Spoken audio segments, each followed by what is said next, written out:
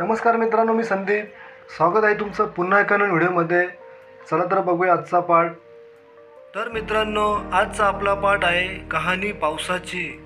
लेखक आहेत मनीषा बोराटे. आज आपण बालभारती मराठी पुस्तकातील जुन्या आठवणी ताज्या करणार आहोत.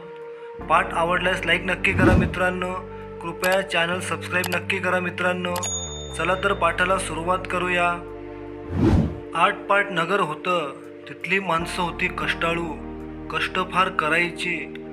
खूप धान्य पिकवायची. प्रेमानं वागायची. सुखानं नांदायची. नदी होती शेजारी. नगराजवळून वाहणारी. डोह होते पाण्यात. मजा वाटे पोहण्यात. पाऊस पडे वेळेवर. पिकं डुलत शेतांवर. शेतं होती अलीकडं. जंगल होतं पलीकडं. जंगलात होते हत्ती. करत दंगामस्ती. नदीवर यायचे डोहामध्ये डुबायचे. पुढं काय झालं? पाऊस मुळी पडेना. प्यायला पाणी मिळेना. शेतं गेली सुकून. लक्ष्मी गेली रुसून. जंगल झालं वैरान. प्राणी झाले हैराण. ऊन चाललं वाढत. डोह गेले आटत. हत्तीला मिळेना डुबायला. गेला नदीला विचारायला. हत्ती नदीला म्हणाला, गंगामाय गंगामाय, आता तू वाहत नाहीस. डोहात पाणी साचत नाही. मला डुबायला मिळत नाही. नदी म्हणाली, काय सांगू बाबा तुला. ढग इथं थांबत नाही. पाऊस मुळी पडत नाही. पाणी मला मिळत नाही. म्हणून मी वाहत नाही. तू ढगाला जाऊन विचार. हत्ती गेला ढगाकडे. तो म्हणाला, ढगा ढगा रुसलास का. पाऊस तू पाडत नाहीस. नदीला पाणी देत नाहीस. डोहात पाणी साचत नाही. मला डोलायला मिळत नाही. ढग म्हणाला, आम्ही कुठं नाही म्हणतो. नेहमीप्रमाणे आम्ही येतो. आम्हाला कुणी अडवत नाही. अडवायला तिथं झाडंच नाहीत. म्हणून आम्ही थांबत नाही. जाळण्यासाठी झाडं तोडली. नवी झाडं नाही लावली. तू माणसालाच विचार. हत्ती गेला माणसाकडे.